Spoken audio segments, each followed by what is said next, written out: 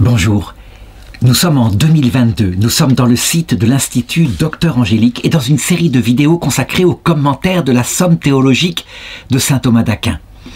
Et j'en suis rendu, cette fois, au cœur du traité des anges, ce qui est le plus passionnant parce que le plus pratique, à savoir la question 62, l'élévation des anges à la grâce et à la gloire. Donc, finalement, on aborde ici l'histoire pratique des anges. Comment se fait-il que certains sont devenus des bons anges et que d'autres sont devenus des démons? Alors pour bien comprendre cette histoire, et pour ne pas l'imaginer à la manière dont nous la vivons, à savoir notre nature se fait dans un long devenir, progressivement, il faut se souvenir de ce qui a été dit par saint Thomas d'Aquin précédemment. Les anges sont des pures créatures spirituelles et donc leur temps est l'évôme. C'est une série d'opérations intellectuelles extrêmement performantes, parfaites et qui aboutit à un acte final qui leur donne ou pas la vision béatifique. Cela veut dire que, en temps, si on pouvait comparer cela, les anges ne vivent pas 80 ans avant ensuite d'entrer dans la vision de Dieu. Ça se passe donc par une série d'opérations qui, en temps objectif, en temps terrestre, peut-être ne durent que 1/1000 de seconde.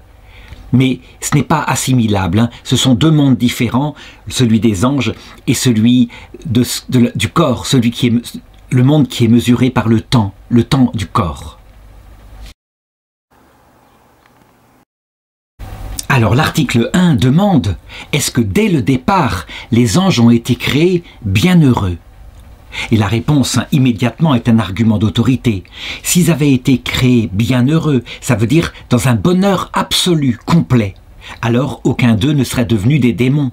Ils seraient stabilisés dans la béatitude, puisque la béatitude c'est ce que tous désirent, et ce n'est pas le cas. Alors, pour comprendre maintenant, il faut regarder les choses par analogie à ce qui se passe dans l'être humain.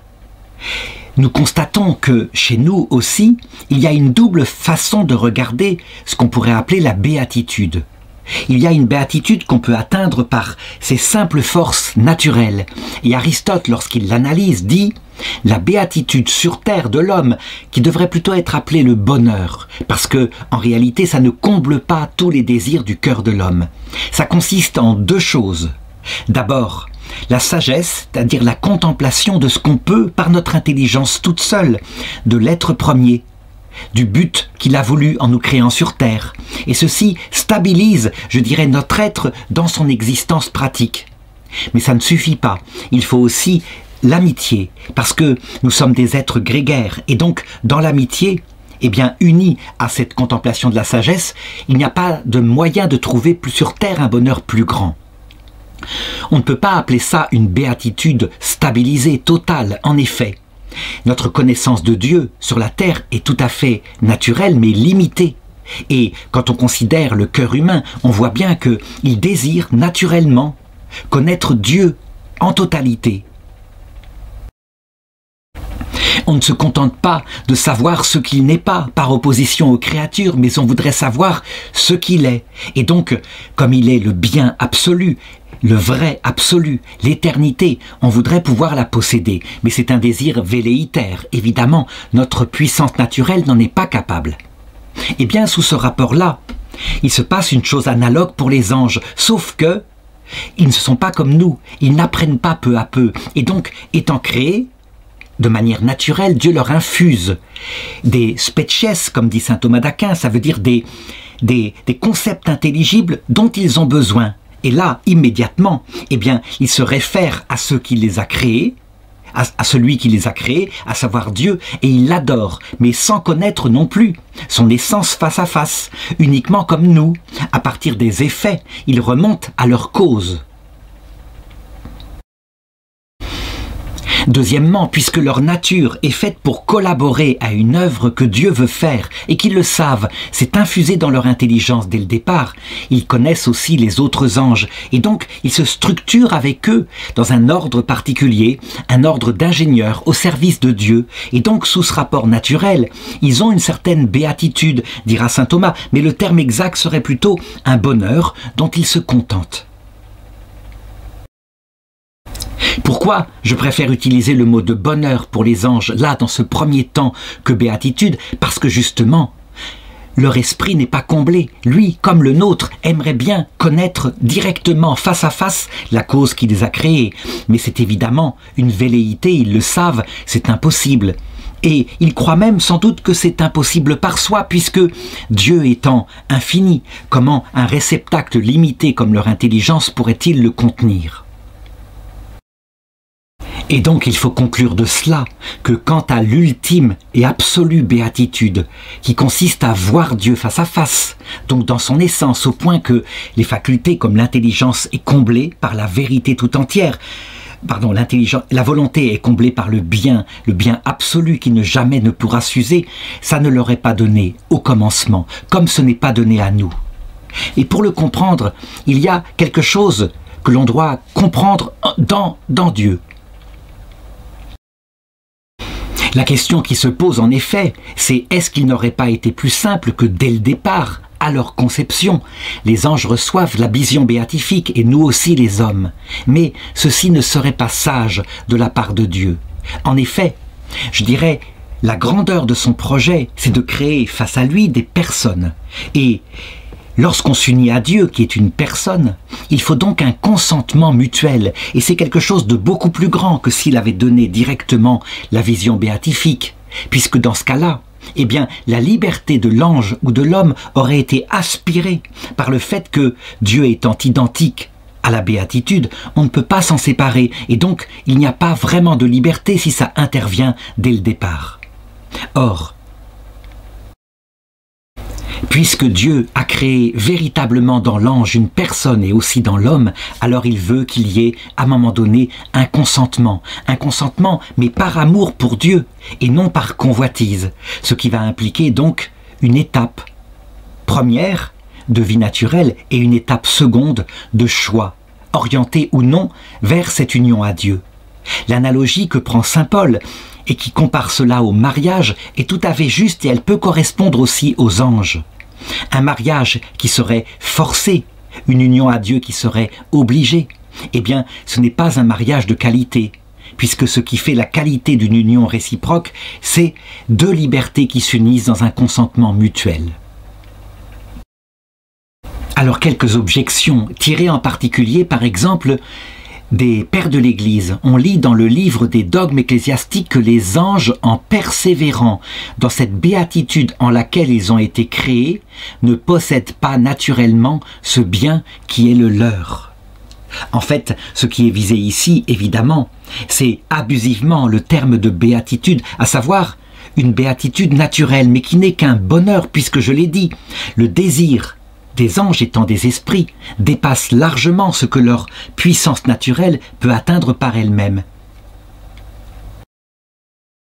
D'ailleurs, c'est tout à fait analogue à ce qui se passe pour l'homme et dont saint Augustin exprime magnifiquement la chose dans le début de son livre Les Confessions, quand il dit, regardant l'état de son âme avant qu'il ne connaisse le Christ, « Avant de te connaître, je t'ai aimé, ô mon Dieu, et mon âme était sans repos tant qu'elle ne se reposait pas en toi. » En réalité, il trouvait certaines vérités dans des philosophies, il obtenait même certaines sagesses, mais ce que souhaitait son âme, évidemment, c'était la vision béatifique, l'absolue vision de Dieu, et ça seul devrait porter le nom de béatitude.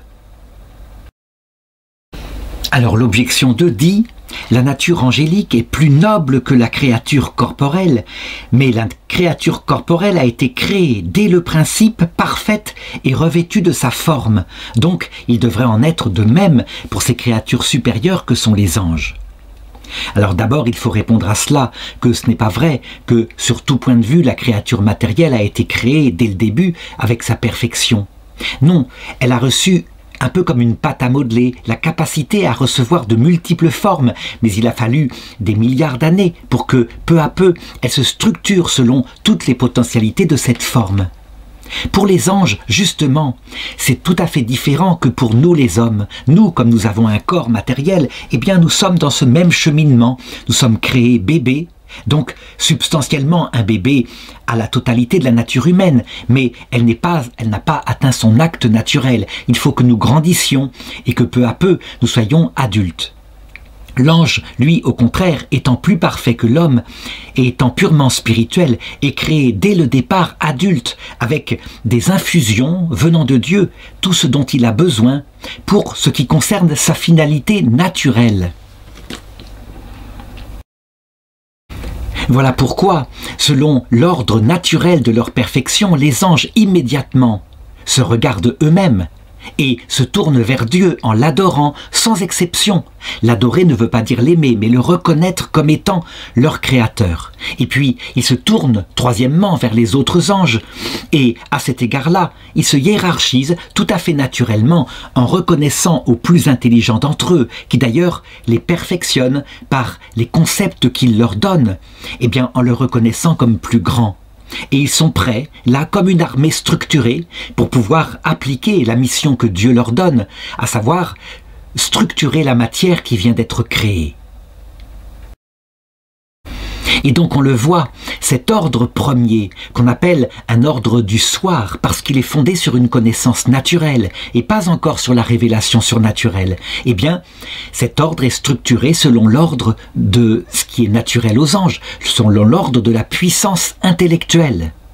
Un peu comme si, pour nous, eh bien, le plus grand serait le plus musclé, parce que lorsque nous sommes livrés aux forces de notre corps, c'est ce qui se passe dans l'histoire de l'humanité. Eh bien, eux, c'est la puissance de l'intelligence qui fait que le premier est au-dessus du second.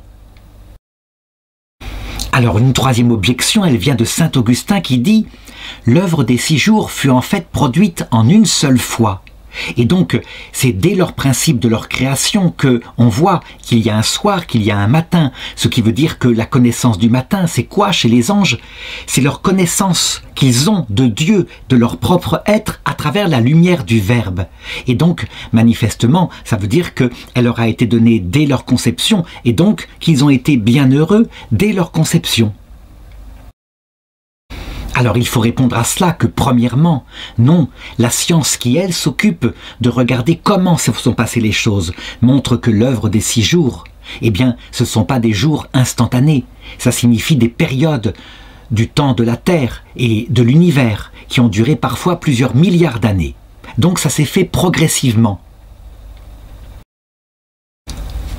Deuxièmement, appliqué aux anges, c'est pareil, sauf que ça se passe dans leur temps individuel qu'est l'évôme et qui donc peut nous paraître à nous instantané. Mais pour eux, c'est une succession d'opérations intellectuelles. Or, elles sont de 3 sortes. On peut dire qu'il y a 3 connaissances qui les rapprochent de Dieu. La première, c'est une connaissance naturelle. Ça veut dire qu'ils se contemplent eux-mêmes et donc ils remontent à Dieu comme leur créateur, un peu comme nous faisons nous lorsque nous contemplons à travers les œuvres de Dieu, l'ingénieur génial qui les a structurées. Et là, on peut dire qu'ils connaissent en quelque sorte le Verbe de Dieu, c'est-à-dire son intelligence, par la contemplation de l'œuvre de ce Verbe en eux qui les a rendus suprêmement intelligents. Cette connaissance-là est bien sûr imparfaite. Ils ignorent par les simples forces de leur intelligence que Dieu, il y a en lui 3 personnes qui véritablement expliquent sa création. Le deuxième mode de connaissance, c'est ce qu'on pourrait appeler par la grâce. En tant que Dieu se révèle à eux, il leur révèle, je dirais, son cœur quelque part, c'est-à-dire sa vie trinitaire et le projet qu'il a pour eux, à savoir de leur communiquer véritablement ce qu'ils désirent mais qu'ils n'osent pas espérer vrai, à savoir la vision béatifique. C'est aussi dans cette connaissance-là, cette révélation de l'évangile, c'est une bonne nouvelle, c'est un évangile donné aux anges, qu'ils apprennent les conditions pour pouvoir voir Dieu. Et ces conditions sont ceux d'un amour réciproque. Et deuxièmement, et ça c'est la chose la plus stupéfiante, une condition d'humilité profonde, c'est-à-dire de renoncement à leur brillante intelligence pour faire confiance à Dieu. Cette connaissance-là, connaissance de grâce, évidemment, eh bien, elle est beaucoup plus parfaite que la connaissance naturelle. Elle les éclaire profondément, un peu comme nous, par exemple, quand nous contemplons le monde à la lumière de ce que le Christ, qui est le Verbe, qui s'est fait chair pour nous a révélé. Nous comprenons beaucoup plus de choses. Nous comprenons par contre, par exemple, pourquoi il nous a mis sur terre, pourquoi il faut passer par certaines souffrances, afin que notre cœur puisse, justement, acquérir cette humilité absolument nécessaire, sinon on ne peut pas voir Dieu, on ne supporterait pas. Et puis, troisième mode de connaissance, c'est ce qu'on peut appeler la connaissance de gloire. Et ça n'est donné qu'au terme où les anges, véritablement dans une réponse à la révélation venant de Dieu, ont accepté, ont obéi, jusqu'à renoncer à comprendre certaines choses dont je parlerai tout à l'heure. Alors ils entrent dans la vision béatifique. Et ça, c'est la béatitude parfaite. Au point que là et seulement là, dans cette troisième forme de connaissance, ils sont stabilisés. Ils ne peuvent plus pécher. Pourquoi? Parce que voir Dieu de cette manière-là, face à face, dans son essence, c'est identique à la béatitude pour un ange, mais aussi pour un homme, et donc on ne s'en sépare jamais. Alors pour terminer, je dirais que le premier type de connaissance, donc naturelle, on l'appelle la connaissance du soir, parce qu'elle est ténébreuse. Le second type de connaissance, donc par la grâce, on l'appelle la connaissance du matin, parce que elle est la promesse d'un jour absolu qui va se lever, mais elle est encore mêlée de ténèbres. Ça veut dire que les anges ont la foi. Ils ne voient pas face à face. Et enfin, la troisième type de connaissance, donc la gloire, c'est ce qu'on appelle le milieu du jour, quand la lumière brille et efface tous les ténèbres.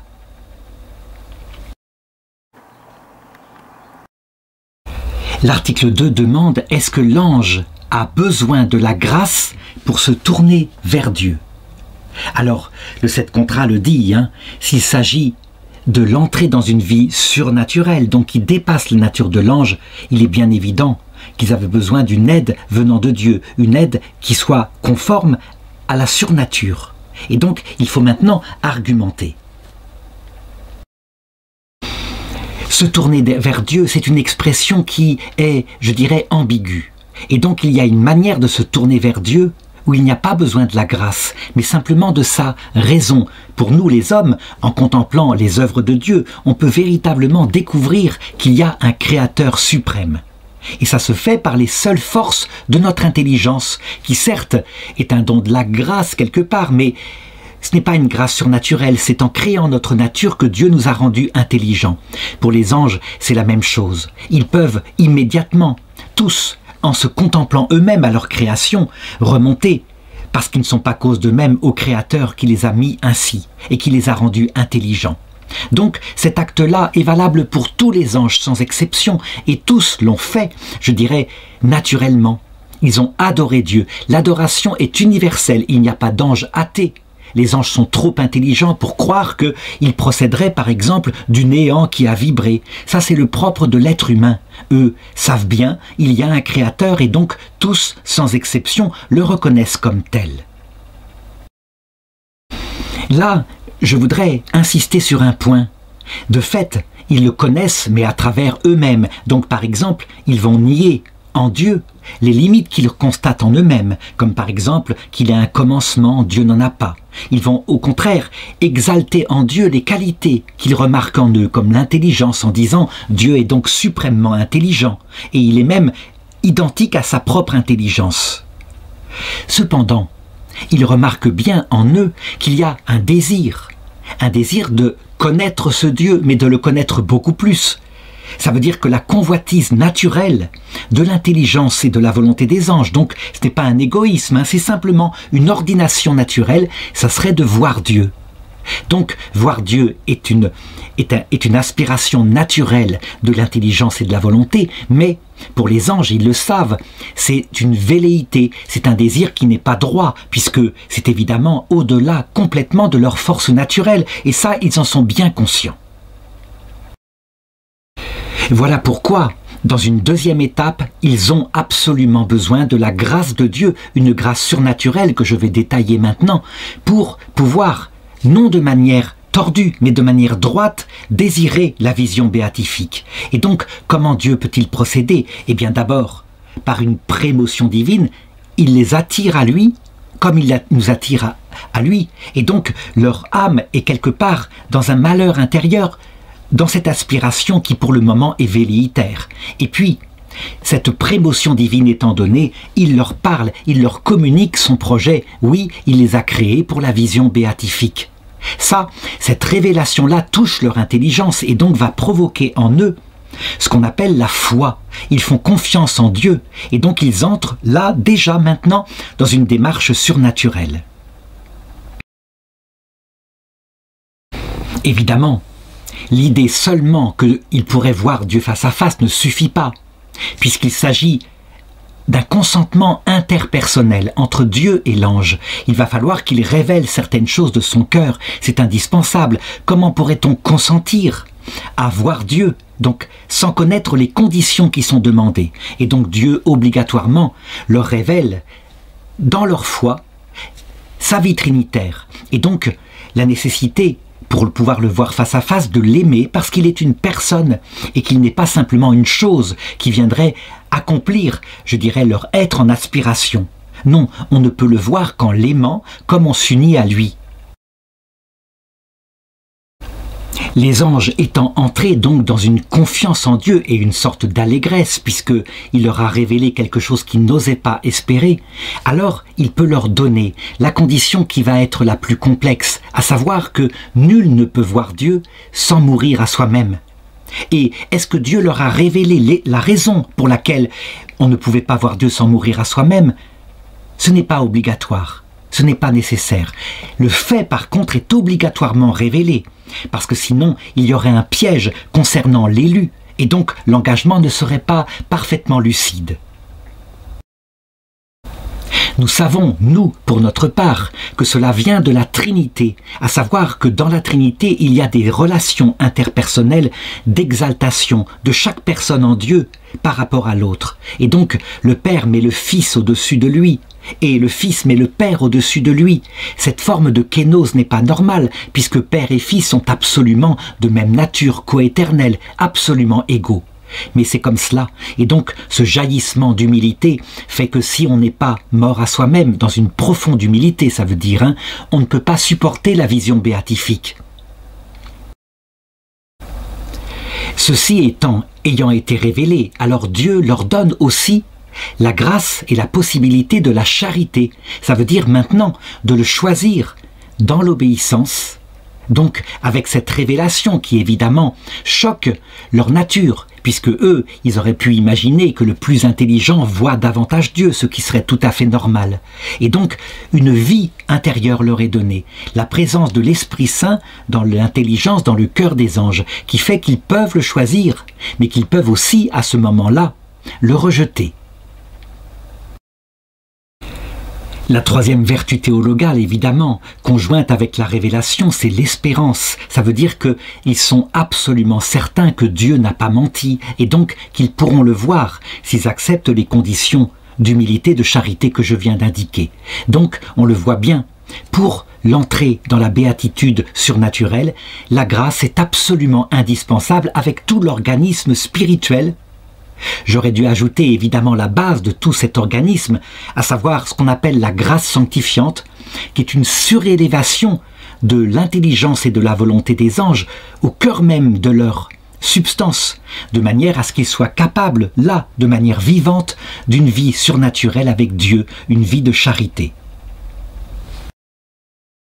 Alors, une première objection qui dit « Mais pourquoi y aurait-il besoin de cette grâce surnaturelle puisque, je l'ai dit, dans la mesure où les anges naturellement découvrent l'existence de Dieu et certaines de ses qualités, il leur est naturel de vouloir le voir face à face, comme un effet qu'ils sont voudrait connaître sa cause, et donc ça se fait naturellement. »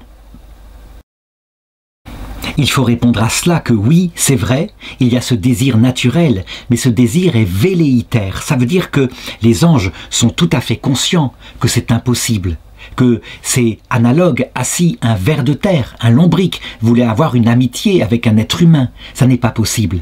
Et donc, tout en ayant ce désir, ils pensent qu'il ne sera jamais réalisé. Sauf que la grâce vient là pour les en détourner, mais que Dieu lui-même dise qu'il peut faire cela, alors ils entrent dans un acte de foi. Alors l'objection 2 dit, nous avons seulement besoin d'un secours pour des œuvres difficiles, mais se tourner vers Dieu, c'est absolument aisé pour les anges, à la différence d'ailleurs de ce qui se passe pour nous. En effet, rien ne s'oppose dans les anges à cette conversion vers Dieu.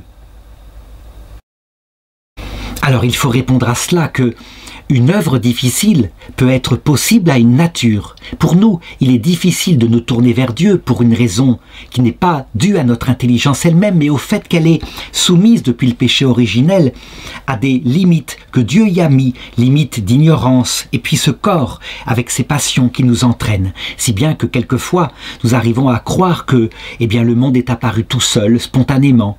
L'ange n'a pas du tout cette difficulté-là. Dans sa puissance naturelle, immédiatement, en se contemplant, je l'ai dit, il remonte à sa cause, ça veut dire son créateur. Mais là, je ne parle que de ce qui est naturel à l'ange. Par contre, pour ce qui est de surnaturel, à savoir voir Dieu face à face, l'ange, il est absolument conscient, bien plus que nous, que cela dépasse complètement ses forces naturelles, que ça ne peut être qu'un don de Dieu. Et au départ, quand Dieu ne s'est pas encore révélé, il pense même que ce don est probablement impossible. De la même façon, il n'y a que l'homme, parce que l'homme est moins intelligent, pour croire, par exemple avec l'hérétique Pélage, que, à la force de ses efforts de vertu, en faisant des exploits ascétiques extraordinaires, on pourra, à un moment donné, par ses propres forces, obtenir la vision béatifique. C'est évidemment aberrant, et cette hérésie a été condamnée par l'Église. Donc, il faut le dire, pour l'ange comme pour l'homme, le domaine de la grâce surnaturelle et le domaine qui la finalise, c'est-à-dire la gloire, la vision de Dieu, ne peut être donné que par Dieu. Alors, maintenant, la troisième objection dit « se tourner vers Dieu, c'est se préparer à la grâce ». D'après ce que dit le prophète Zacharie, « Tournez-vous vers moi et je me tournerai vers vous ». Or, nous n'avons pas besoin d'une aide de Dieu pour nous tourner vers Dieu, sinon il faudrait une grâce préparatoire à la grâce, etc. Enfin, on ne s'en sortirait jamais. Alors la réponse à ça est qu'il faut regarder quatre étapes, si on peut dire, qui font qu'on se tourne vers Dieu. Une première qui est parfaitement naturelle quand on découvre l'être premier, et là, elle n'a pas besoin d'une grâce surajoutée. Notre intelligence, si elle est logique, si elle applique ces principes, remonte à la cause première. Et je l'ai dit, à ce moment-là, par un simple raisonnement, évidemment, nous avons un désir velléitaire de voir Dieu qui est inscrite dans notre intelligence. C'est tout simplement logique. On veut connaître la cause directement et pas seulement par ses effets. Ainsi, il est naturel à un théologien, par exemple, quand il connaît la pensée de saint Thomas d'Aquin, de vouloir un jour rencontrer saint Thomas d'Aquin, ce qui lui sera donné dans l'autre monde. Deuxième chose, il y a effectivement quelque chose qui peut préparer à la grâce. Ça veut dire que Dieu, qui voit bien que notre nature est faite et désire le voir, peut augmenter par une attraction qu'on appelle une prémotion divine. Ceci prépare à la venue de la grâce sanctifiante, mais n'est pas encore la grâce sanctifiante. Donc, on le voit par exemple chez certains hommes qui sont fort angoissés concernant le sens de la vie. Ils ont découvert qu'il y a un créateur, mais ils voudraient en savoir plus, et ils ne savent pas pourquoi cette angoisse les mine. C'est la prémotion divine. Dieu les attire à plus. C'est ce qu'a vécu en particulier saint Augustin. Eh bien, pour un ange, c'est pareil, Dieu peut l'attirer comme cela. Et puis, troisième aspect, quand Dieu se révèle, quand il explique que c'est possible, qu'il vient donc illuminer l'intelligence, et qu'à ce moment-là, il vient habiter avec son Saint-Esprit, qu'on comprend qu'on peut avoir dès maintenant une vie avec Dieu, une vie interpersonnelle. Le don de la grâce sanctifiante, c'est la troisième étape. Elle nous a été donnée d'abord en Adam et Ève, pleinement, et puis par le Christ, elle a été reconstituée dans la mesure où il nous a révélé le cœur du Père. Tant que le Christ n'était pas venu, on ne pouvait pas aimer le Père puisqu'on pensait qu'il était dur et méchant. Après la venue du Christ et sa mort sur la croix, on saisit qu'il peut venir habiter dans notre cœur. Vraiment. Enfin, quatrième étape, quand on a consenti à cet amour de Dieu et que notre cœur est préparé par l'humilité, alors on peut rentrer dans la gloire. Et la gloire est une vie surnaturelle, sauf que il faut plus que la grâce sanctifiante qui surélève, comme dans la troisième étape. Il faut que cette surélévation soit parfaite et la grâce sanctifiante devient la lumière de gloire. Donc, un être spirituel, ange ou homme, qui voit Dieu face à face, dans son essence, sans aucun intermédiaire créé.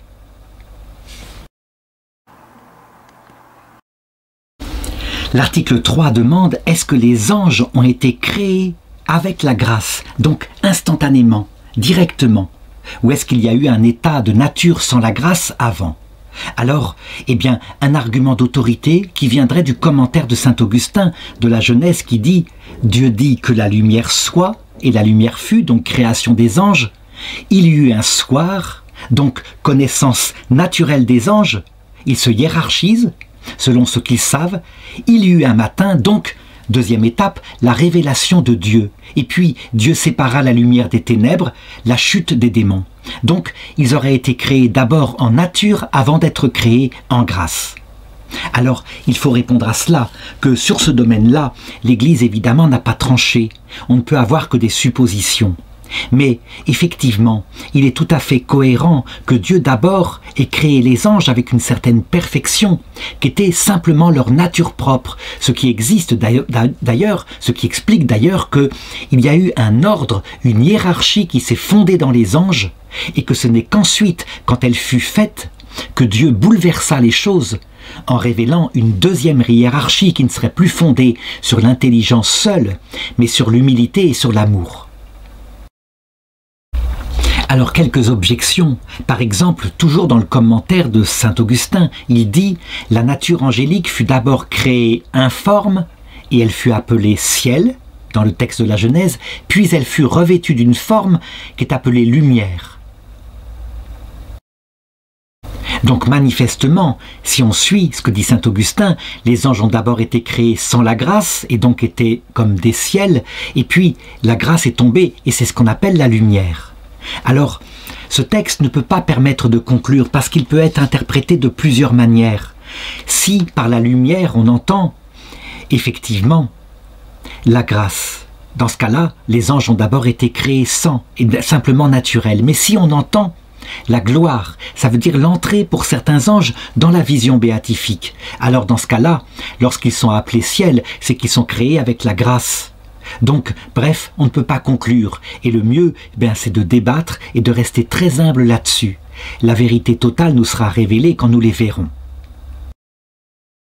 La deuxième objection dit « La grâce incline la créature vers Dieu. Si donc les anges avaient été créés en grâce, aucun d'entre eux ne se serait détourné de Dieu. » La réponse est évidemment que ceci est très faux, c'est pas un argument valable. On le voit d'ailleurs pour Adam et Ève, qui ont été créés avec la grâce et la présence de Dieu extrêmement intense, au point qu'ils marchaient dans le jardin de leur cœur, ce qui indique une charité très proche. Mais n'étant pas confirmés dans la vision béatifique, ils ont pu se détourner de Dieu. Et donc, je dirais, ils n'étaient pas absolument déterminés. Eh bien, pour les anges, c'est la même chose. Dans la mesure où ils ne sont pas créés dans la gloire, donc dans la vision béatifique, mais qu'à un moment donné, soit au moment de leur création, soit après, je dirais, la grâce leur est donnée, et bien dans les deux cas, ils doivent pouvoir s'en détourner. Et c'est une chose nécessaire, comme je l'ai dit, parce qu'il s'agit d'une union d'amour, et donc elle implique un consentement. Ils doivent donc être capables de le refuser. Alors une troisième objection qui va cette fois dans un autre sens qui dit « C'est vrai, la grâce est un intermédiaire entre l'état de nature, donc avant de recevoir la grâce, et puis l'aboutissement de la grâce, c'est-à-dire la gloire, l'entrée dans la vision béatifique. » Et donc on voit qu'il y a un cheminement logique entre un perfectionnement de plus en plus grand. Il est donc plus raisonnable de croire qu'ils ont été créés dans leur nature, puis la grâce leur a été conférée, comme je l'ai dit, et enfin, pour ceux qui avaient accepté les conditions, ils sont entrés dans la gloire. Alors, cet argument n'est prégnant que pour l'entrée dans la gloire, je l'ai dit, il faut un choix réciproque qui ressemble tout à fait à un mariage. S'il y a consentement forcé, le mariage n'est pas valide, et idem pour Dieu. Par contre, rien n'empêche que les anges, en même temps qu'ils recevaient les species qui ont structuré leur nature à leur création aient pu recevoir en même temps la révélation du projet de Dieu, dans un seul acte. Rien n'empêche cela. Plutôt que de déterminer deux étapes, une connaissance du matin, où les anges se structurent naturellement, et une connaissance, du soir, puis une connaissance du matin, où les anges découvrent le projet ultime de Dieu. L'article 4 demande: est-ce que l'ange a mérité sa béatitude? Alors, avant d'entrer dans cet article-là, je voudrais rappeler que le mot mérite a suscité de grandes difficultés dans l'Église au moment de la réforme protestante. Les protestants disant: jamais on ne mérite d'entrer dans la vision béatifique, c'est un don gratuit de Dieu. Donc certains ont dit que cette notion-là était abusive par elle-même. En réalité, il faut la comprendre. Et l'analogie que donne saint Paul, en comparant l'entrée dans la vision béatifique au mariage qui s'achèverait dans le lit conjugal, eh bien cette analogie dans l'Épître aux Éphésiens est tout à fait juste et elle permet de comprendre les choses.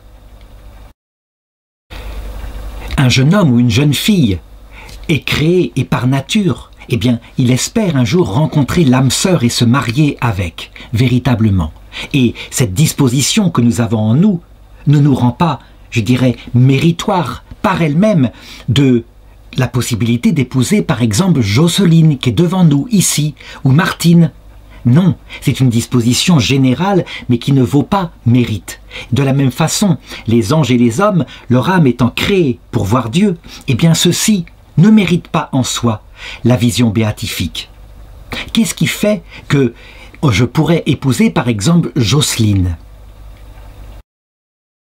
Eh bien, il faudrait des conditions beaucoup plus proches et certaines qui sont absolument indispensables. Ce serait d'abord de connaître son existence. Et puis, deuxièmement, d'être attiré par elle. Et puis, troisièmement, de savoir qu'elle est libre, qu'il y a donc possibilité pour qu'il y ait une union conjugale. Et ensuite, si dans une réciprocité de choix entre moi et Jocelyne, il y a consentement, et donc ça implique que je connaisse son cœur, qu'elle connaisse le mien, alors on pourra dire que nous nous méritons mutuellement mariage.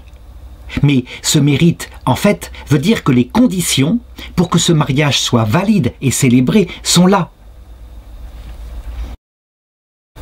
Ça ne veut pas dire que par un droit, parce que j'aurai certaines qualités, maintenant, eh bien, elle n'a qu'à se taire et m'épouser, je la mérite et c'est tout.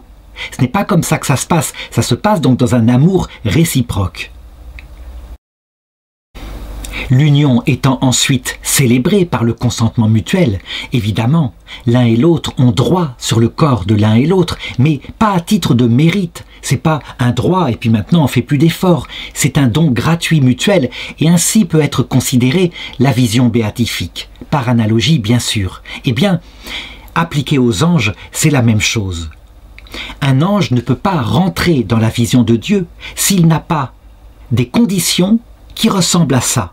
Donc, connaissance du cœur de Dieu, donc de sa vie trinitaire. Et puis, science des conditions que demande Dieu pour qu'on puisse le voir face à face, donc l'épouser. Et ces conditions sont manifestement au nombre de deux. D'abord, un amour, un peu comme dans le mariage, parce que on épouse une personne. Et donc, ce n'est pas une chose qui viendrait simplement combler le cœur. Et deuxièmement, à cause de la nature trinitaire de Dieu, une condition de parfaite humilité, de mort à soi-même, donc une obéissance où on se dépasse au-delà de ses volontés propres. Dans ce cas-là, lorsque les choses sont là, donc que l'ange est dans une disposition semblable à celle-là, on ne peut pas dire que lui mérite par sa noblesse la vision béatifique, mais plutôt que Dieu considère qu'il la mérite. Et donc il la lui donne aussitôt. On doit donc conclure que, évidemment, nul ange n'entre dans la vision béatifique sans ce qu'on appelle ici le mérite. Une comparaison peut être faite avec les démons. Justement, eux, ils estiment qu'ils la méritent, la vision béatifique, puisque leur cœur étant fait pour elle, eh bien, ils estiment que c'est un droit de nature. Et donc, tout à fait naturellement, Dieu leur répond « Non, on ne peut pas m'obtenir par convoitise, donc pour s'équilibrer, mais uniquement selon les conditions que j'ai données, et donc ils n'obtiennent pas la vision béatifique. » Alors, l'objection 1 dit « Le mérite vient de la difficulté de l'acte méritoire. » Mais l'ange n'a eu aucune difficulté à bien agir, son acte bon ne fut donc pas méritoire. Alors, d'abord, je dois dire que la difficulté n'est pas une condition du mérite, mais c'est accidentel au mérite. Ça veut dire que chez nous, il y a effectivement cette difficulté, cet effort qu'on doit faire sur soi-même à travers une série d'épreuves. Chez les anges, il y a aussi une part de difficulté, mais qui intervient par le fait que Dieu leur révèle qu'ils doivent être tout humbles et morts à eux-mêmes pour l'obtenir, alors que leur nature, ce qui leur est connaturel, c'est de l'obtenir en fonction de leur intelligence. Et donc, quelque part, il y a tout de même chez les anges une difficulté qu'ils dépassent, ils meurent à eux-mêmes et ceci n'est jamais agréable à personne. Alors une deuxième objection qui certainement a été suscitée par un élève de saint Thomas d'Aquin et qui dit « Si les anges avaient dû mériter la vision béatifique, ça aurait dû être soit avant d'y entrer, soit après d'y entrer. Mais manifestement ce n'est pas avant, puisque, je dirais, certains auteurs disent qu'ils sont entrés dans la vision béatifique directement après leur création naturelle, et donc sans avoir besoin de la grâce. Et ce n'est pas après, puisque, on le sait, une fois qu'on possède la vision béatifique, on ne peut pas progresser, on la possède totalement, et c'est tout. Donc, ces auteurs-là disent que le mérite n'est pas en rapport avec l'entrée des anges dans la vision béatifique.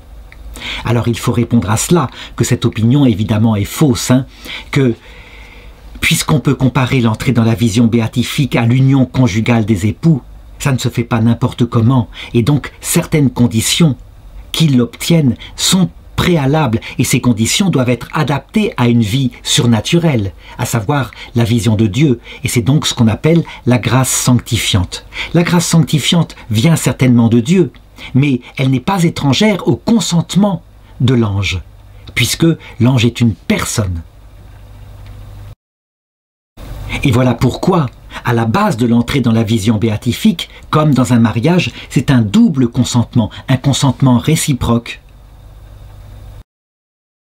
Alors je vois que j'ai oublié l'objection 2, qui dit « Un acte naturel n'est pas méritoire, mais il était naturel aux anges de se tourner vers Dieu, puisque ce sont de purs esprits et qu'ils se tournaient vers la cause de leur être. » Alors il faut répondre à ça que, effectivement, cet acte naturel n'était pas méritoire, parce qu'il correspondait un peu à la manière dont on se tourne vers l'ingénieur qui est là à la base de la fabrication de cette télécommande. Les anges regardaient la magnificence de l'œuvre qu'ils étaient, et donc ils en étaient pleins d'admiration pour leur créateur.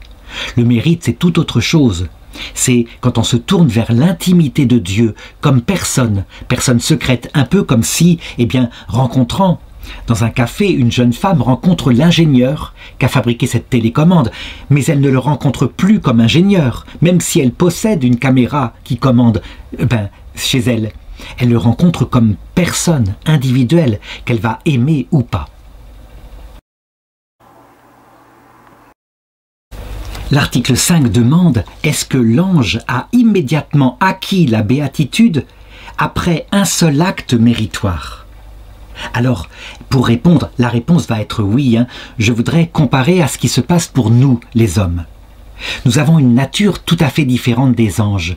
Il s'avère que notre nature, elle est dans le devenir, à travers un temps long de croissance. Nous sommes d'abord bébés, et l'humanité d'ailleurs entièrement est d'abord primitive, suite au péché d'Adam et Ève, avant de s'affiner peu à peu.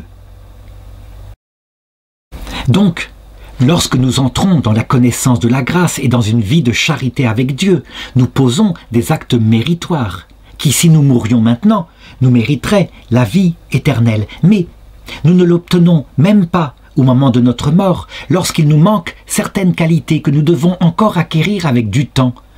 Si nous avons la charité au moment du jugement individuel, mais que notre cœur n'est pas encore totalement mort à lui-même, encore assez fier, il faut un autre temps de purgatoire, adapté à notre nature, pour petit à petit entrer dans cette humilité totale.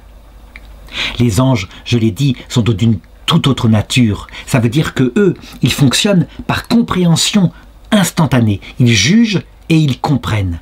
Ils n'ont pas à progresser. Et donc, dès que Dieu leur révèle son projet surnaturel, immédiatement, ils en comprennent les tenants, les aboutissants, mais aussi les conditions que j'ai indiquées, charité, humilité. Et dans un jugement, je dirais, parce qu'ils pénètrent en même temps que la cause qui était si indiquée, ils en pénètrent les conséquences, ils comprennent évidemment les conséquences, comme par exemple le fait que certainement un jour des hommes et peut-être des femmes plus disposés par leur nature à ceci donc à cette humilité, à cet amour, et moins disposés à l'intellect, eh bien peut-être seront plus grands qu'eux dans la vision béatifique. Ce jugement est donc complet, suffisant, et donc à partir de là, lorsqu'un ange accepte et fait un acte d'amour vers Dieu et de reconnaissance, alors il ne changera plus, il a tout compris, il n'y a pas de faiblesse en lui. Il peut obtenir dès maintenant, dans l'acte de renoncement à lui-même, puisqu'il devra être le gardien de personnes qui deviendront plus grands que lui, un jour peut-être en Dieu, alors il entre immédiatement dans la vision béatifique. Si on objecte qu'il lui manque une part d'humilité, on répondra, mais il l'a, par le fait qu'il dépasse justement ce qui lui est profondément connaturel, à savoir, normalement, la vision béatifique devrait être donnée en fonction du degré d'intelligence et non pas d'humilité. Au contraire, s'il se révolte contre Dieu, c'est pour la même raison, et à ce moment-là, il ne revient plus en arrière. Pourquoi? Parce qu'aucun motif ne peut venir lui faire changer d'avis. Il comprend ce qu'il se passe, et donc il s'y détermine. Ce qui veut dire que aussitôt, les démons entrent dans une période de révolte de laquelle ils ne sont pas sortis aujourd'hui et dont ils ne sortiront jamais. Alors la première objection dit « Il est plus difficile à l'homme de bien agir que l'ange ». Oui, parce que nous avons en plus tout le foyer de péché, beaucoup d'ignorance, des faiblesses. Or, nous le voyons, pourtant, si c'est plus difficile pour nous, c'est plus méritoire. Les anges font moins d'efforts, donc ils devraient rentrer dans la vision béatifique, comme nous, au bout d'un certain temps. La réponse est la même. L'acte de méritoire ne se prend pas de la difficulté, mais il se prend de l'amour et de l'humilité, dans la mesure où ils sont pléniers. Et donc, ce n'est pas parce que c'est plus difficile, mais c'est parce que chez les anges, à cause de leur nature, l'acte méritoire est aussitôt posé dans sa plénitude, et ils n'y reviendront pas. Donc rien, aucun obstacle ne peut empêcher que aussitôt ils entrent dans la vision béatifique. De même d'ailleurs pour nous, dès qu'un homme est complètement mort à lui-même, n'a plus aucune illusion sur lui, un homme qui aime Dieu de charité, alors aucun obstacle ne peut empêcher qu'il sorte du purgatoire où il est et qu'il entre dans la vision béatifique. Sauf que pour nous, ça se fait avec du temps. Alors l'objection 2 dit « Les anges sont donc dans un temps particulier, le temps de leur pensée. Et donc, en imaginant qu'ils aient été créés, qu'en même temps, dans le même acte, leur ait été communiqué toutes les species intelligibles dont ils ont besoin, et en même temps, la révélation de la grâce, alors, en même temps, ils ont posé leur premier acte de charité. Ce qui voudrait dire que les anges ont été créés instantanément dans la vision béatifique, et on a dit que ce n'était pas possible. Alors la réponse, elle est simple, ça ne se fait pas en même temps. Le temps des anges mesure la succession de leurs opérations intellectuelles. Donc si nous, ça peut nous paraître en même temps, parce que peut-être qu'en temps terrestre, avant même que la première seconde du Big Bang ne soit terminée, les anges étaient séparés en démons et en bons anges. Mais en fait, dans leur temps à eux, un temps spirituellement parfait, ça a duré pour que leur liberté soit parfaite et que, sans aucune ignorance, ils se tournent vers Dieu ou au contraire se révoltent contre Dieu. Alors l'objection 3 va au sens inverse en disant « La distance entre un ange, créature merveilleuse, mais tellement éloignée de Dieu, cette distance est tellement grande que, manifestement, il faut aux anges, comme pour nous, beaucoup d'actes méritoires pour qu'ils puissent obtenir la vision béatifique. » La réponse, c'est que ce n'est pas la quantité d'actes méritoires qui le fait, mais c'est la nature des anges. À partir du moment où ils en ont posé un, ils restent dedans stablement et ils ne changent pas. Leur mérite est donc définitif. Rien ne pourra plus progresser. Ils aiment Dieu donc de tout leur cœur, ils lui obéissent de toute leur intelligence. Ils peuvent donc recevoir immédiatement la vision béatifique. L'article 6 demande « Est-ce que les anges ont obtenu la grâce et la gloire en proportion de leurs dons naturels ?»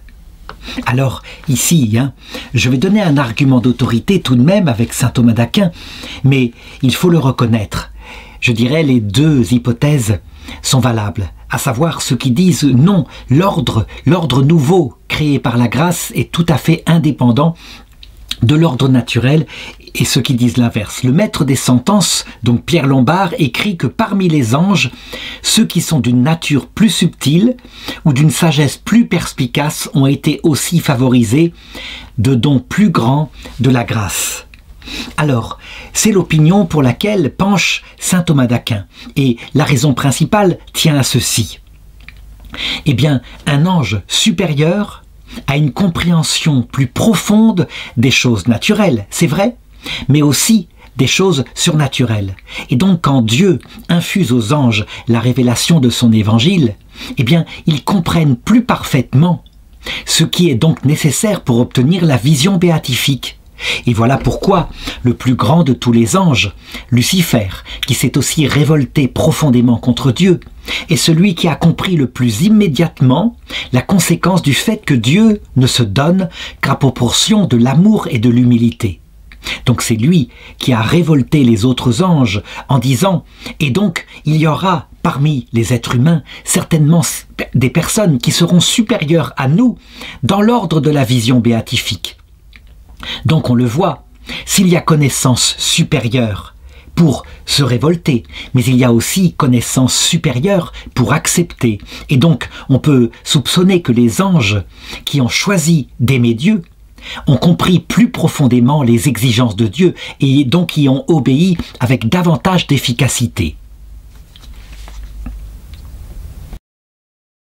Cependant, pour ma part, je pencherais plutôt pour l'opinion inverse, à savoir que la nouvelle hiérarchie angélique, qui est fondée non plus sur l'intelligence et donc la noblesse des natures, mais sur l'humilité et l'amour, est complètement renversée, tout est mélangé.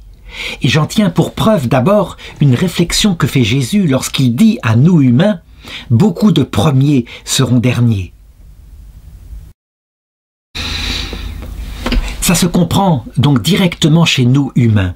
Celui qui a plus de dons naturels, intelligence, je dirais réussite dans sa vie terrestre, selon l'ordre naturel qui est un ordre fondé effectivement sur la rapidité intellectuelle mais aussi sur le pouvoir. Celui-là, il a plus tendance naturellement à être fier de lui. Et comment lui en voudrait-on? Ce qui fait que des qualités comme l'humilité, fondamentale pour obtenir la vie éternelle, puisque je l'ai dit, personne ne peut voir Dieu sans mourir à soi-même. Ça a été l'une des premières paroles que Dieu a révélées à Moïse au buisson ardent, qui indique cette condition absolument scandaleuse. Il faut aussi l'amour. Et nous voyons bien que, en réalité, les personnes plus douées, même intellectuellement, sont quelquefois les moins douées en ce qui concerne ces valeurs-là qui sont contre-intuitives par rapport à la noblesse que donnent les qualités naturelles. Et donc on peut penser que les anges supérieurs sont tout à fait davantage portés à considérer que l'ordre naturel qui fait qu'ils devraient mériter davantage de vision béatifique parce qu'ils sont plus intelligents les rend davantage fiers. Donc, la révélation de Dieu est parfaitement contre-intuitive pour un ange, et donc beaucoup plus difficile, exigeant un effort beaucoup plus grand de la part des anges supérieurement intelligents que de la part des anges plus proches de nous. Pour le comprendre, on pourrait donner l'analogie suivante. Imaginons qu'à des ingénieurs de très haut niveau qui fabriquent, mettons, une fusée interstellaire qui peut voyager de planète en planète, tout d'un coup, le président de la République donne comme révélation que celle qui dirigera la fusée, qui l'amènera, je dirais, dans la direction de la planète qu'on veut explorer, ne sera pas l'ingénieur en chef, loin de là, mais plutôt l'humble femme de ménage qui, durant des années, a simplement, sans rien dire, nettoyé les saletés qu'avaient fait ici les ingénieurs. Alors, plus l'ingénieur en chef est élevé, plus la tentation à se révolter contre ce nouvel ordre venant du président serait forte. Et il dirait, mais c'est n'importe quoi, je me révolte par la défense de la logique et de l'honneur du président de la République. On ne peut pas confier une telle œuvre grandiose à quelqu'un qui n'est absolument pas digne de piloter un tel engin.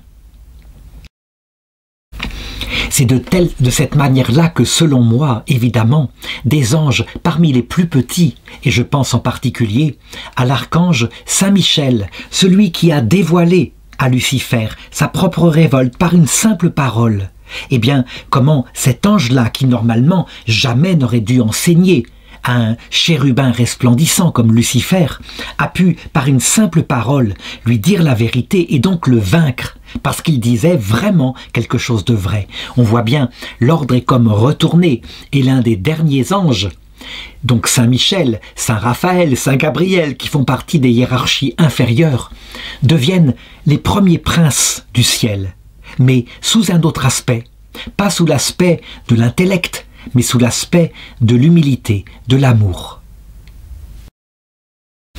Alors maintenant, regardons quelques objections que je tirerai d'ailleurs de la conclusion de saint Thomas d'Aquin. La première objection consiste à dire qu'il est très raisonnable de penser que les dons de la grâce et de la perfection de la béatitude sont donnés supérieurement aux anges les plus nobles, les plus intelligents. On le voit par leur disposition naturelle. Plus un ange est naturellement intelligent, et plus, je dirais, son aspiration à connaître intellectuellement Dieu est forte. Et donc, eh bien, la grâce vient se greffer dessus. Donc, logiquement, elle doit produire un amour pour Dieu et un désir de Dieu encore plus fort que celle des autres anges. Eh bien, il faut répondre à cela que le désir naturel de voir Dieu chez les anges intelligents, évidemment, vient d'un désir de convoitise. Et c'est naturel, ça veut dire qu'ils savent que la vision de Dieu, donc de la cause qui les a créés, va actuer supérieurement leur intelligence. Alors que, dans le don de la grâce, ce qui est promis aux anges, c'est cette même vision de Dieu, mais pour un motif tout à fait différent. Un motif d'amour réciproque, renonçant à toute la dignité qu'on a, au nom de Dieu, mourant à soi-même dans ce qui fait d'habitude la noblesse d'un ange, le fait de décider par lui-même de ce qu'il entreprend. Il faut obéir à Dieu, et donc c'est très peu connaturel à un intellectuel de haut niveau comme est un ange. Une deuxième objection dira « La grâce dépend de la seule volonté de Dieu. Le degré de la grâce dépend donc aussi et n'a rien à voir avec le degré de perfection naturelle. » Alors il faut répondre à cela que la grâce dépend de la volonté de Dieu, mais pas de la seule volonté de Dieu. Je veux dire par là que oui, à l'initiative de la grâce, c'est Dieu seul, mais la réponse de l'homme, puisque la grâce conduit à une alliance d'amour réciproque. La réponse de l'homme, fondée sur la grâce, est essentielle. Et donc, en fonction de la réponse de l'ange, on pourra dire que la grâce est donnée et la gloire est donnée davantage. Or, plus un ange répond à Dieu, eh bien, c'est que plus il l'aime, et il l'aime éventuellement dans la nuit totale, en acceptant sa volonté, volonté surprenante, comme je l'ai dit, puisqu'il veut donner la première place aux plus petits. Donc, on peut dire, les anges les plus petits, peut-être, sont plus naturellement, connaturellement, ordonnés à cette forme d'humilité que les anges les plus grands. La deuxième objection va plutôt dans mon sens. Elle dit, regardons par exemple chez l'être humain, le degré de la grâce qui est donné ne dépend pas de la grandeur des œuvres, puisque saint Paul est capable de dire « Quand bien même je donnerais mon corps aux flammes, si je n'ai pas la charité, je ne suis rien. » Donc le degré de la grâce dépend de la charité, qui est un amour réciproque.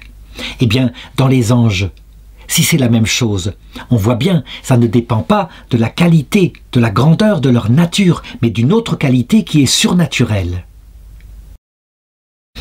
La réponse, c'est que, oui, théoriquement, on devrait dire, comme saint Thomas d'Aquin, que plus un ange, comprend que la charité est en premier, plus du coup, eh bien, il entre dans l'acquisition de la charité, puisque sa finalité étant de voir Dieu, il va nécessairement prendre les moyens pour voir Dieu.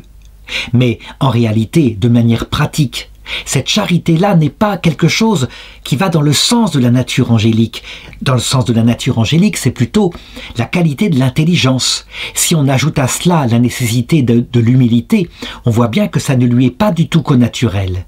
Et donc, eh bien, on devra dire que c'est par autre chose que l'intellect que les anges se portent de tout leur cœur à la charité et à l'humilité. Quelque chose qui est mystérieux en eux, mais qui relève plutôt de l'obéissance, de la confiance en Dieu. Donc autre chose que de la simple intelligence naturelle. Voilà pourquoi je conclurai pour ma part que les hiérarchies angéliques sont complètement renversées dans la vision béatifique. Alors, dernière objection, l'homme et l'ange sont ordonnés de la même manière, à la même finalité, la vision béatifique. Mais on voit bien que chez l'homme, le don de la grâce n'est pas donné en proportion de ses dons naturels. C'est même plutôt l'inverse, hein, puisque Jésus dit que les premiers seront derniers. Donc pour les anges, ça doit être pareil. Et je l'ai dit, cette objection-là, je la concède tout à fait. Avec cependant cette limite-là, certains pourraient en conclure, eh bien, autant être fragile, handicapé. Être intelligent serait donc être une perte, être né avec des capacités naturelles. On risquerait de perdre, je dirais, ce qui seul compte, la vie éternelle. La réponse est que non, l'intelligence n'est pas une perte, à condition de se souvenir avec son intelligence que ce n'est pas elle qui mesurera notre degré de vision béatifique, mais les deux qualités que j'ai indiqué. Et donc, si on le comprend et qu'on met tout son cœur dans le sens de l'évangile tel que Jésus l'a prêché, alors l'intelligence qu'on a naturellement, loin d'être un handicap, au contraire, doit pouvoir aider.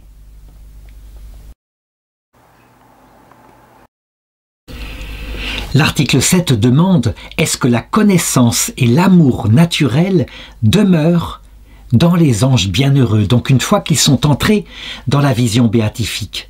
Et c'est une vraie question. On devrait se dire « Mais non, ils sont transfigurés par la vision béatifique et donc ils ne demeurent pas. » La réponse de saint Thomas d'Aquin va consister à dire « Non, bien sûr, ils demeurent. » Et pour la raison suivante. Il faut savoir que la grâce et la gloire viennent s'implanter sur ce qui existe précédemment, à savoir notre nature. C'est valable pour les hommes et c'est valable pour les anges. Il n'y a donc pas d'opposition entre le domaine de la grâce, celui de la gloire, et le fait que nous existons, créés par Dieu, mais plutôt une transfiguration. Donc, il faut admettre que les anges, en entrant dans la vision béatifique, eh bien, gardent la totalité de leur connaissance et de leur amour naturel. Par contre, ce qu'on doit ajouter, c'est qu'évidemment, il n'y a pas séparation. Ça veut dire d'un côté, leur connaissance, leur amour naturel, de l'autre côté, ce qu'ils connaissent et ce qu'ils aiment dans leur relation face à l'essence de Dieu qu'ils voient face à face. Il faudrait plutôt dire que la vision béatifique vient transfigurer ce qui était naturel, ce qui veut dire que leur connaissance, tout en pouvant s'exercer, comme je l'ai dit, à travers les concepts donnés par Dieu au départ, concernant leur mission sur l'organisation de la matière. D'autre part, leur connaissance qui reste capable d'expérimenter ce qu'est la créature dans l'état où elle est, de telle manière qu'il puisse l'aider. Ça reste tout à fait valable, mais c'est transfiguré par le fait que, voyant Dieu, leur mission, eh bien, prend véritablement son but. Son but, c'est d'emmener ces créatures-là vers la vision béatifique, exactement comme eux, ils la vivent. Alors une première objection qui dit, on lit dans la première épître aux Corinthiens, « Quand viendra ce qui est parfait, ce qui est imparfait disparaîtra. » Mais la connaissance naturelle et l'amour naturel qu'ont les anges qui cherchent Dieu, c'est imparfait. On a même dit que leur désir de vision béatifique est une velléité. Ça veut dire que, en ce qui les concerne, jamais, tant que la révélation n'est pas venue, ils n'espéreraient que ça se réalise un jour. Donc, ça disparaîtra bien. Alors il faut répondre à cela. Ne disparaît dans la vision béatifique que ce qui est à une imperfection opposée à la perfection de la vision béatifique. Donc par exemple, la foi qui consiste à croire parce qu'on ne voit pas, disparaît. Elle est remplacée dans les anges comme en nous par la vision. Donc ils ne croient plus en Dieu, ils voient Dieu. Deuxièmement, la vertu théologale d'espérance qui nous fait désirer ce qu'on n'a pas encore, disparaîtra. Elle est remplacée par la pleine possession de Dieu.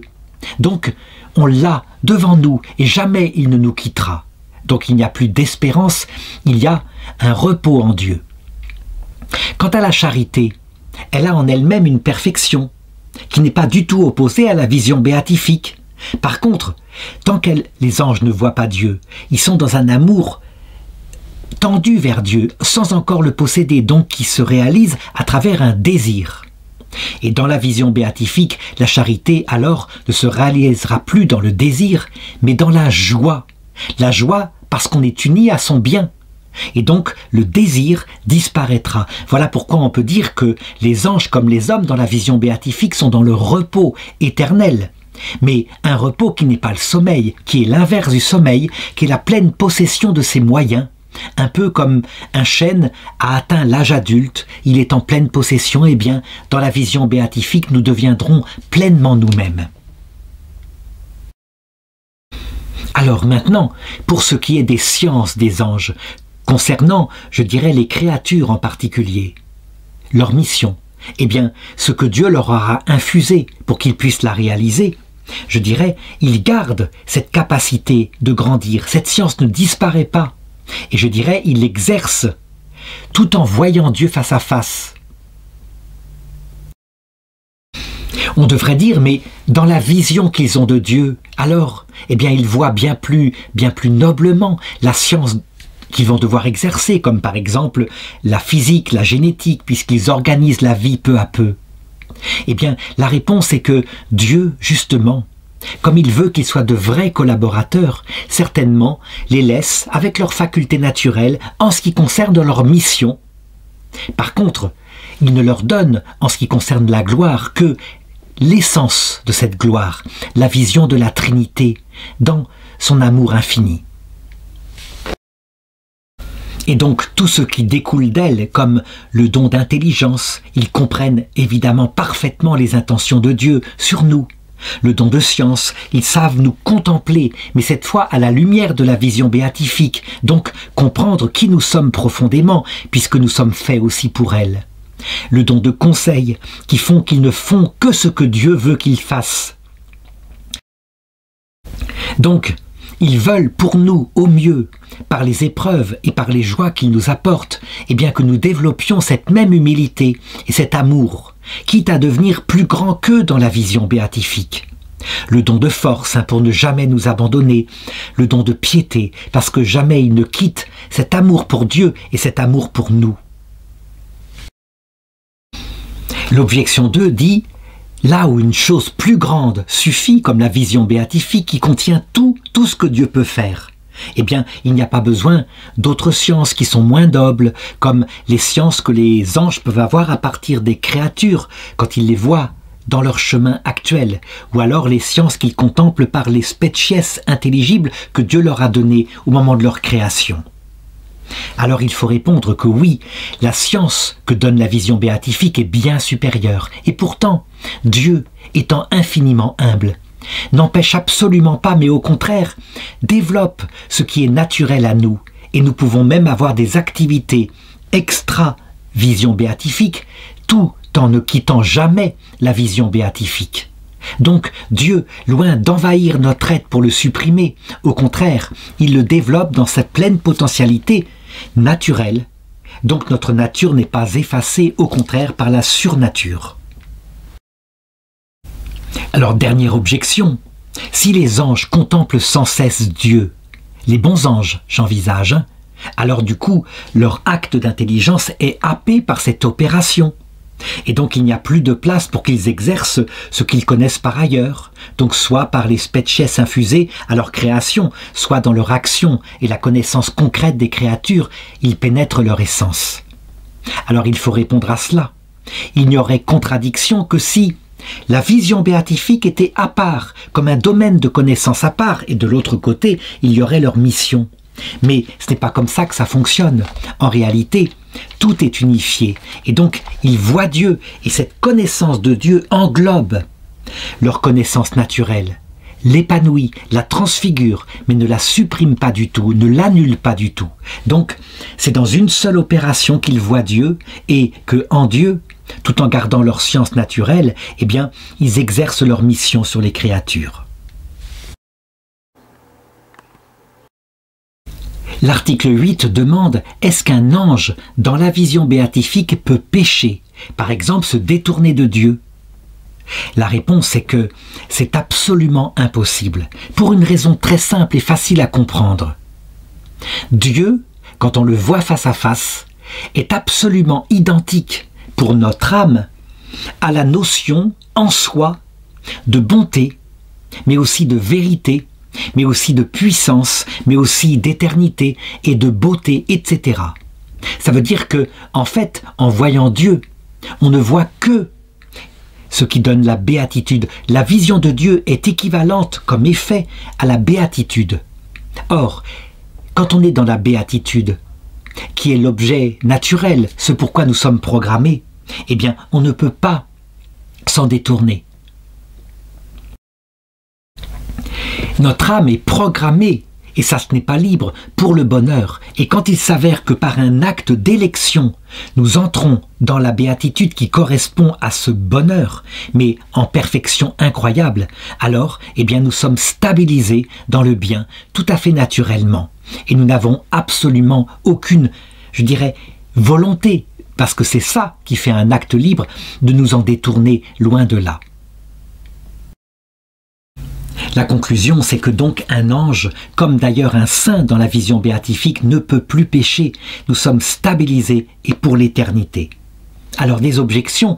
L'objection 1 dit « La béatitude n'enlève pas la nature. Or, il est de l'essence de la nature créée d'être déficiente. L'ange, bienheureux, donc peut pécher. » Ce qui paraît un argument logique, hein. Si la vision béatifique détruisait notre liberté de péché, est-ce qu'elle ne détruirait pas par le fait même, le fait que nous sommes une personne? En réalité, si Dieu donnait la vision béatifique sans notre choix préalable, donc dès notre conception, alors on peut dire que nous serions absorbés en Dieu sans choix libre, sans consentement. Mais là, il se passe quoi? Deux étapes. D'abord un consentement libre, et nous pouvons le refuser, et ensuite, du coup, l'entrée dans la béatitude. Cette béatitude, donc, elle est librement choisie. L'acte que nous avons posé reste déterminant. Et le fait qu'on ne veuille plus en sortir, et donc qu'on ne puisse plus en sortir, qu'on n'en sorte jamais, ne vient pas détruire la liberté, puisque c'est dans un seul acte qu'on l'a voulu et qu'on l'a choisi, et qu'on maintient ce choix éternel. Pour donner une analogie, c'est comme le temps de fiançailles, nous y sommes actuellement, et les anges l'ont été avant d'entrer dans la gloire. Et là, on peut se détourner du mariage. Mais imaginons qu'une fois mariés, la béatitude soit complète. On ne se détournerait jamais de ce mariage. Et c'est ce qui se passe avec Dieu. La deuxième objection, elle se tient par rapport à la nature des anges qui sont des êtres libres, et donc étant libres, ils peuvent se porter vers le bien ou vers l'inverse, ils peuvent se porter vers le mal, par exemple se mettre eux-mêmes en avant Dieu. Et donc on ne voit pas pourquoi ce serait annulé lorsqu'ils sont entrés dans la vision béatifique. La réponse, c'est que entrer dans la vision béatifique, cette possibilité n'est pas annulée, mais simplement perfectionné par le fait que Dieu, évidemment, comble totalement la nature même de l'esprit angélique. Et donc, pourquoi on dit qu'un ange jamais ne pêche quand il est entré dans la vision béatifique? Ce n'est pas parce qu'il ne pourrait pas, c'est parce qu'en fait, il ne veut pas. Mais cette volonté, du coup, parfaite, fait qu'il ne le fait jamais. Jamais ça n'arrivera. Ça se comprend assez facilement quand on voit que Dieu correspond exactement à l'objet de son intelligence. Il est la vérité absolue. Il correspond totalement à l'objet de sa volonté. Il est le bien absolu. Donc, qu'est-ce qui pourrait détourner l'ange? Par contre, je l'ai dit, avant l'entrée dans la vision béatifique, c'est une question de consentement et de respect de la liberté de la personne humaine. Eh bien, Dieu ne détermine pas l'ange de telle manière qu'il ne puisse pas se détourner de lui. Des anges ont donc péché librement, mais comme ils le font à leur manière, comme anges, en toute lucidité et maîtrise d'eux-mêmes, de la même façon, les anges qui se détournent de Dieu ne reviennent jamais en arrière. Ils pourraient, mais ils ne veulent jamais. C'est le blasphème contre l'Esprit Saint, péché totalement libre et maîtrisé. La troisième objection le dit, Si les anges ne peuvent plus choisir entre le bien et le mal, ça veut dire que leur libre arbitre est détruit. Or, si on détruit le libre arbitre d'une créature spirituelle, eh bien, on détruit par le fait même le fait qu'elle est une personne. Et ça ne semble pas coller. Alors, il faut comprendre ce que c'est que le libre arbitre. Ce n'est pas un absolu. C'est en fait cette capacité de l'esprit, lorsqu'il se porte vers son bien. Normalement, eh bien, librement, nous nous portons vers quelque chose qui va nous épanouir selon ce que nous sommes. Donc, nous ne sommes pas a priori fondamentalement d'abord libres, mais déterminés vers un bien, et nous pouvons le choisir. Ce qui fait un acte bon, c'est quand on se dirige vers ce pourquoi nous sommes faits. Chez nous, humains, Dieu a provisoirement diminué un peu ce libre arbitre. Il ne l'efface complètement que chez les malades mentaux, les fous ou les petits bébés, mais chez nous, adultes, il est simplement diminué par certaines conditions d'ignorance et de faiblesse. Donc, évidemment, du coup, nous sommes beaucoup moins lucides sur la finalité. Chez les anges, ça n'existe pas. Leur lucidité est parfaite et leur maîtrise d'eux-mêmes est parfaite. La conséquence, c'est que leur liberté sera donc parfaite.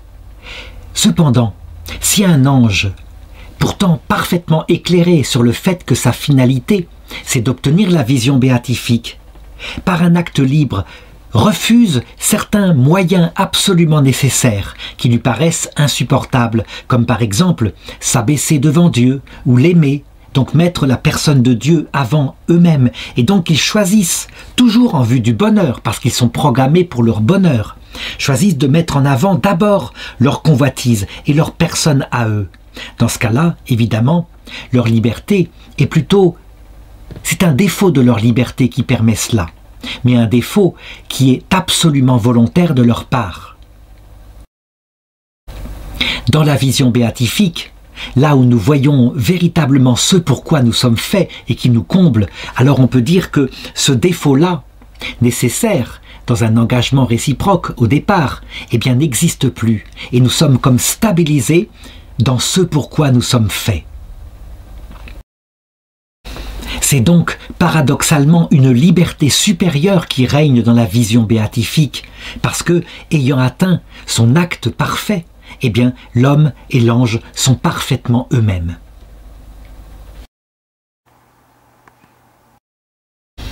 L'article 9, enfin, demande si les anges bienheureux peuvent progresser en béatitude. Alors, un set contrat qui dit « Le mérite et le progrès appartiennent à l'état de voie », ça veut dire tant qu'on est en chemin vers la vision béatifique. Et les anges, dans la vision béatifique, comme d'ailleurs les hommes lorsqu'ils seront, ne sont plus dans cet état de progression. Donc, manifestement, ils ne peuvent pas mériter davantage et obtenir un progrès dans la vision béatifique. Alors, maintenant, il faut le comprendre. Et le comprendre, je crois, encore une fois, avec l'analogie de l'amour conjugal que saint Paul dit dans l'Épître aux Éphésiens être véritablement le rapport de Dieu avec l'Église. Et l'Église, c'est aussi chaque ange et c'est chaque être humain. Dans la relation qu'est la vision béatifique, Dieu, en ce qui le concerne, se donne tout entier. Absolument. Donc de son côté, du côté de son consentement à lui, il n'y a aucune mesure. Et puis, il y a notre consentement à nous. Et notre consentement à nous fait qu'on va recevoir la vision béatifique. Maintenant, il faut regarder ce qui fait, dans notre capacité limitée, ce qui fait sa grandeur. Qu'est-ce qui augmente notre capacité à recevoir la vision de Dieu? Eh bien, manifestement, ce n'est pas le degré d'intelligence. Si c'était le degré d'intelligence, alors on devrait dire que l'ange le plus intelligent, par définition, verra Dieu davantage, ce qui manifestement n'est pas le cas. D'où la révolte de Lucifer et des démons contre ce projet de Dieu, qui manifestement, comme le dira saint Michel, lorsqu'il battra Lucifer, c'est ta place de premier que tu veux garder. Qui est comme Dieu pour que tu te révoltes contre Dieu? Lucifer ayant parfaitement compris que, probablement, certaines femmes en particulier obtiendraient un degré plus grand de vision béatifique que lui. Et donc, quelle est la qualité qui creuse le cœur de l'homme pour qu'il l'obtienne. Eh bien, c'est deux choses qui sont un peu comme le recto et le verso d'une même pièce. Premièrement et fondamentalement, c'est la charité. La charité, c'est un amour spirituel. Et plus la charité est grande, plus le désir de Dieu est grand. Pour les hommes, on peut l'augmenter tout au long de la vie, ne serait-ce qu'en désirant, en répondant à la grâce efficacement. Pour les anges, de ce côté-là, on peut tout à fait admettre que leur désir de Dieu est à la mesure même, je dirais, de leur désir naturel. Il n'y a pas de raison là qu'il y ait opposition. Et je ne me contredis pas par rapport à ce que j'ai dit tout à l'heure, parce que ce désir de Dieu là n'est pas la seule condition pour voir Dieu. La deuxième condition, beaucoup plus profonde et difficile à acquérir pour un ange, c'est l'humilité. Ça veut dire que si le cœur de l'ange se vide de lui-même, au point de mettre Dieu au-dessus de lui-même et de renoncer complètement à la fierté qu'il a d'être si beau, si intelligent, eh bien, on le voit, plus la place est faite pour que Dieu entre dans son âme. Donc, le désir, d'un côté, dû à la charité théologale, et de l'autre côté, la kénose, la mort à soi-même, qui creuse un récipient dans lequel Dieu peut entrer. Et sous ce rapport-là, on doit bien l'admettre, les anges supérieurs et les plus intelligents sont plutôt moins prédisposés à cette forme d'humilité. Plus un ange est intelligent, plus ça lui est difficile de renoncer à sa propre compréhension des choses pour faire un acte d'obéissance et de foi en ce Dieu qui lui demande de lui faire confiance. Au contraire, pour les hommes et les femmes, quelquefois pas toujours intelligents, mais capables véritablement quelquefois, par un raisonnement d'amour, de mettre entièrement leur vie dans les mains de Dieu, cette humilité est plus qu'au naturel. La nature les prédispose davantage à cela, et en cela, Lucifer ne s'est pas trompé. Étant donc préparé à l'entrée dans la gloire par cet état de grâce, fondé sur l'humilité et provoqué par la charité, alors Dieu se donne aux anges, et il se donne en plénitude, au point que, une analogie que prenait la sœur de Sainte Thérèse de l'Enfant Jésus, si un ange a un petit vase parce qu'il s'est peu vidé de lui-même, eh bien Dieu va le remplir complètement et il va être comblé en fonction de son désir, mais aussi en fonction de sa capacité à le recevoir par l'humilité. Si un ange, au contraire, s'est complètement abaissé devant Dieu, a véritablement puissamment renoncé à lui-même, alors, quel que soit son degré d'intelligence, il a creusé dans son cœur une capacité à recevoir Dieu beaucoup plus grande. Et donc, il est comblé complètement par la vision de Dieu. Et donc, on devra dire que l'ange qui a un petit désir de Dieu et une petite humilité est comblé entièrement de Dieu, comme l'ange qui a un grand désir de Dieu et une grande humilité. Pourquoi est-ce qu'on ne peut plus progresser quand on voit Dieu face à face? Eh bien, tout simplement parce qu'on le voit parfaitement et donc qu'on est comblé. Étant comblé, eh bien le désir ne peut pas augmenter. Que désirerait-on de plus quand on a tout et qu'on est dans la béatitude? Voilà pourquoi l'état de voie qui prépare à la vision béatifique est absolument fondamental pour nous comme pour les anges, et il va déterminer notre éternité. Alors maintenant, quelques objections, dont celle-ci. C'est bien la charité qui est le principe fondamental de mérite. Ça veut dire que le désir qu'on a pour Dieu mérite d'être rempli de Dieu davantage.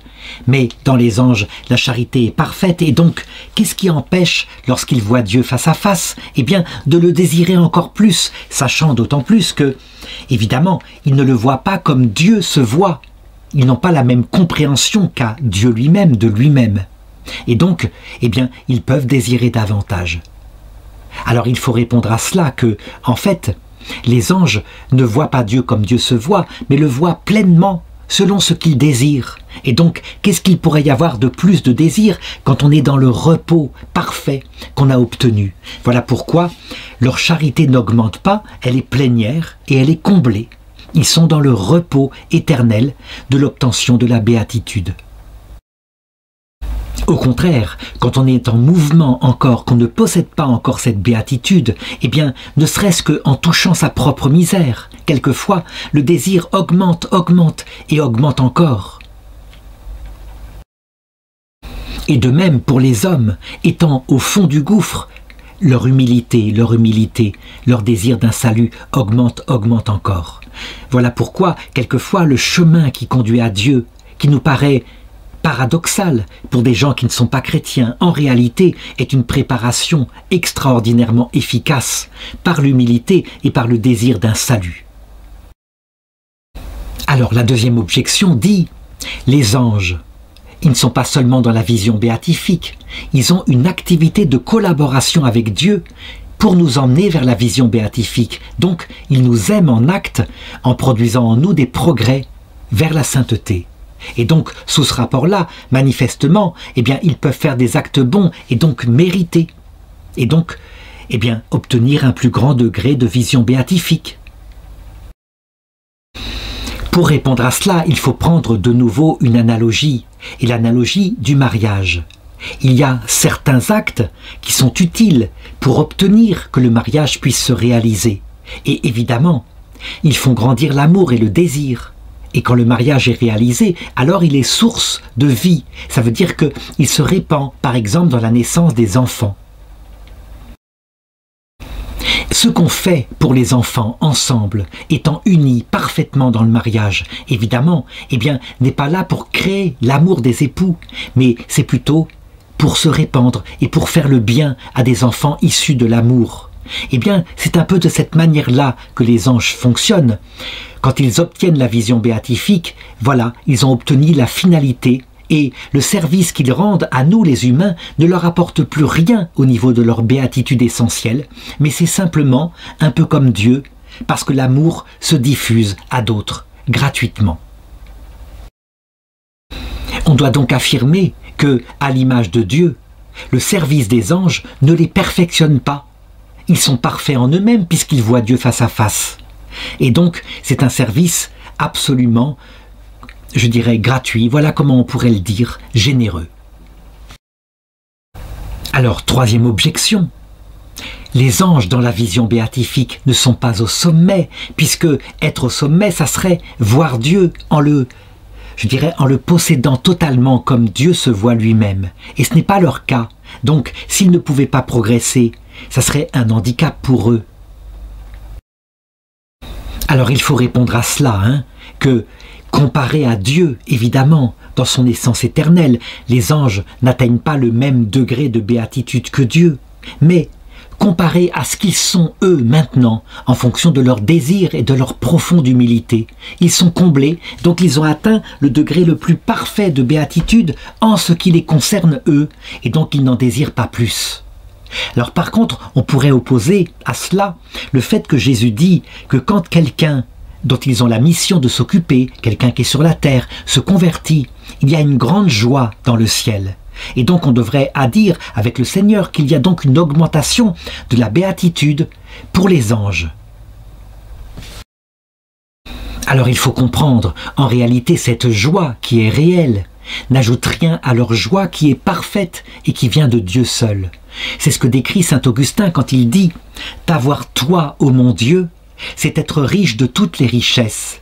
Mais tout avoir et ne pas t'avoir toi, c'est être pauvre de toutes les pauvretés. » C'est dans le livre des Confessions.